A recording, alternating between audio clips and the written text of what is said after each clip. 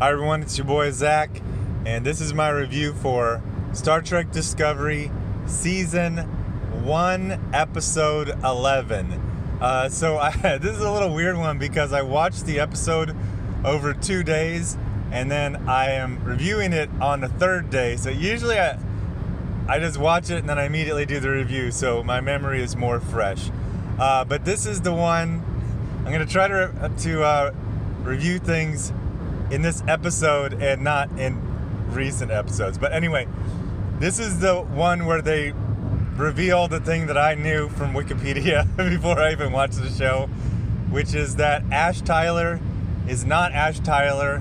He's actually the albino Klingon called Vok, and he was transformed. Oh man, you know, they got the whole suspensions of disbelief. You know, a suspension of disbelief is, you know, obviously people can't fly, Superman, but also you got this spaceship that's really pointed like a cruise ship, you know, and the deck, like, you don't have to spin to create gravity, and people will just sit right next to a window while you're going at warp. I know deflector shields, but there's a lot of, you know, there's a lot of suspension of disbelief. To probably the biggest one for me is the transporters. The transporters to me are like 50 centuries in advanced technology. I don't think that will ever be possible. And if it was, no one would want to do it because you're dying. You're dead. You died and something else that looks like you was popped up in another part of the universe. So anyway, supposedly, I'm not the biggest Trekkie in the world, but I've read this in multiple articles that transporting was invented mainly as kind of a budget saver, you know, because I think they only had one shuttlecraft. God, actually, I think I read a whole article on. No, it was in the Toys That Made Us. They were talking about the shuttlecraft. For the original Star Trek TV show, there was just one of them.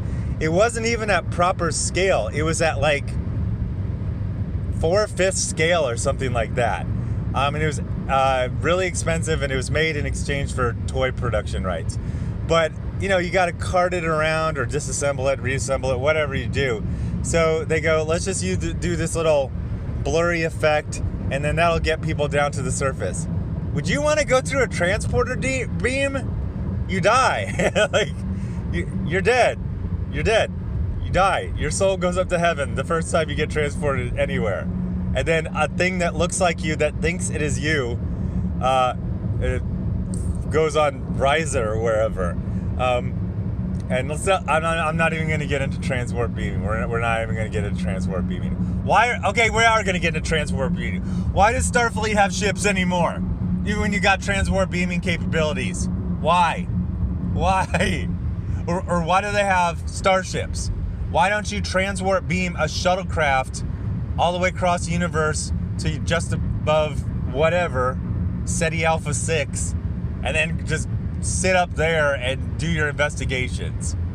Probably it doesn't have enough, you know, devices on there, and you want better sensors and whatever, but you know what I'm saying. There's a lot of stuff you got to get by, but I have to say that the albino Klingon Vok being transformed into a human on every single physical level, all of his internal organs, his gigantic head.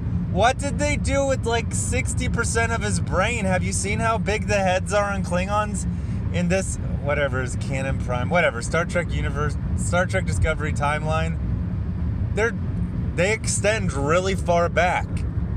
You can't tell me that's just all bone and empty space.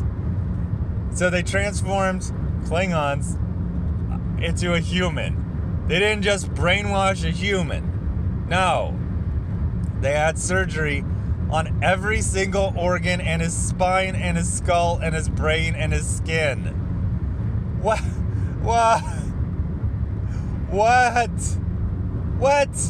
So, I was in Iraq a few times. First time with the Marines, second time with the Army. When the Marines, I traveled. We did a lot of traveling from city to city, and one of the things I noticed is that obviously it was the end of the Saddam era, but Saddam had been there for like 20, 30 years. Is that there would be a lot of, it was almost like a video game. There would be a hospital in one city, and then there would be the exact same hospital, you know what I mean, the same blueprint in a different city. You don't really run into that in America. Let me know in your country. Obviously, like, there'll be, a Wendy's or a McDonald's or a Target that'll be exactly the same. But, like, it feels like you're in a video game. Like, they just used a 3D asset like there. Imagine instead of building another hospital, every time Saddam's regime is like, well, we like the hospital in Samawa, we need a new hospital in Nasiriyah. And instead of someone saying, well, let's just build a new hospital, they said, let's take apart the entire hospital in Samawa and then cart it to Nasiriyah and then reassemble it. Like, what? No, I don't believe you. And if... No, why? You're turning me into Mecha 42. Why? I understand. I know why they're doing this stuff, because they've done similar things. They've taken Cardassians and made them look human. They've taken humans and made them look Cardassian. But it's just a ridgeline on the top of your nose in between your eyebrows. It's not a completely different skull shape. It's not a skull that's as big as a motorcycle helmet. Why? Just brainwash a human. You don't even need Starfleet technology. They were doing that in tents in the 20th century. Tents and POW camps. This is turning me into a Klingon. So the Klingons took a Klingon, transformed every single part of his body to look human, and then brainwashed him to think he's... Wow, why? No, you had to brainwash him twice. What? You had to What? You had to brainwash a Klingon into thinking he was a human. Why didn't you just brainwash a human into thinking he used to be a Klingon? That would have been so much easier. I think you just could have done that with a little bit of torture and a little bit of psychic surgery and probably some implant on their brain. Something. But yeah, okay, so I was going to say we got to accept it, but you don't. Your brain can reject it. Bodies can reject transplanted organs. No, stop. I know the deal with the Star Trek franchise is that all humanoids have the same origin. That's why there's a lot of similarities, bipeds, bilaterally symmetrical, roughly 5 to 6 feet, most of them. No. Jeez, I wouldn't even have believed the TNG Klingons could be transformed into looking human. Now, obviously, original series, I believe it, because it was just a human with brown makeup on their skin. That's easy to believe, but Jehoshaphat. So, I understand if this broke some brains and I understand those people who are just like, I can't take this show. It's a big matzo ball. Although the second one is how there's no cameras and anything. And you can sneak onto starships just like Robin Hood just used to sneak in. So you just put on a disguise. You're like, I'm so-and-so. You're like, oh, it checks out. I mean, you said it. That's literally all we check. You just say what you are. For being an evil mirror universe, everyone seems to be on the honor system. But anyway, this is the episode where we find out that Ash Tyler is really Voke. And then he acts on it. He tries to assassinate. It's actually kind of a cool scene. They're in the mirror universe, so obviously there's doppelgangers of pretty much everyone. And he runs into himself. He runs into the other Vogue.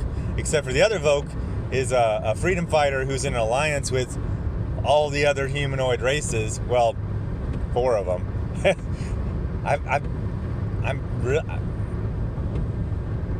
they don't have like the full complement of species in this show. They almost kind of limit themselves to the species from the original series. Like, we haven't seen Cardassians. We haven't seen, gosh. I'm blanking. I didn't have breakfast. The ones with the big ears, Quark, Ferengi. We don't see Ferengi. We don't see them a lot. We see the blue ones with the antenna. I always hated that design. Seems like something you would see in Lost in Space. Like, I feel like that design was embarrassing. Even in the 1960s, it looked lame. So basically what they're doing is, one of my favorite things about this storyline of going over to the mirror universe is that, you know, in most shows and earlier incarnations, when people go to some dark universe, mirror universe, it's usually a one-off. It's usually one episode, and it's almost kind of like a lark. They're almost like smirking. They're like, "Oh, I'm the evil Spock. I have a goatee. Ha ha ha." Like, it's like amusing to them, but they're like, we're the bad guys. We have to act as bad guys. We have to live and be surrounded by bad guys all the time. This is going to affect us. This is going to change us. We're going to have to do horrible things just to blend in. And they really hammer that home. It's not just we want to get home, but it's like, this is awful, and it's not going to wash off. You don't get to be and we see that at the end where the ending is interesting because it's the ending that wouldn't have happened in earlier incarnations of Starfleet. This is one of those ones where, the commander tells Michael Burnham, who's the captain of the Shenzhou, I believe, they go to this planet and kill all these rebels. So she goes there, and then her crew is like, okay, let's start firing torpedoes, and they go, she's like, no, I'm going to go down there, I'm going to get some intel. And she's really just trying to save them. And so through a complicated series of events, it looks like she's able to do it. They're like, okay, I'm going to go up to my starship. We're going to delay it, and then you're going to have a chance to leave. And what happens is a lot of them get away, or I think a lot of them get away, but some of them don't. And then it's time, and then Burnham just watches as her ship, her crew, fires like 10 nukes or something. And it just destroys the whole continent that she just visited. And she's horrified. It's like, yep, that's what you got to do. So it's not going to just wash off. It's not, you don't just go back.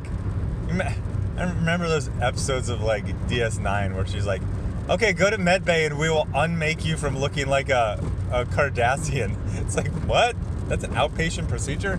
But okay, I got to wrap this one up because it's starting to rain, and that's gonna kill the audio. But I'm still liking it, but I absolutely understand if the incredible suspension of disbelief that is now required broke you. In fact, I even was when I was talking about earlier in the season, I was like, it's not that bad, actually. I like it. And people are like, yeah, actually the first half isn't that bad. It gets really, I wouldn't say it's bad, except for it's just like, it's executed as well as a bad idea can be executed. And they're doing all kinds of cool stuff with Stamets and Tilly and Saru and another Kelpian, who I think is also Saru, but I don't know. He's a slave Saru. And all that stuff was interesting. We got to see Sarek. Oh my gosh. The freaking Star Trek Discovery Vulcans are so OP in their psychic abilities. It's insane. But I love that actor, so just getting him in any scene, it's freaking, I just love it. So, tell me what you think about this video. Tell me what you think about this episode. So I've got I'm all caught up on season 2, and I've only got 4 episodes left in season 1. I like the idea of oh man, this Ash Tyler thing was insane. Absolutely insane.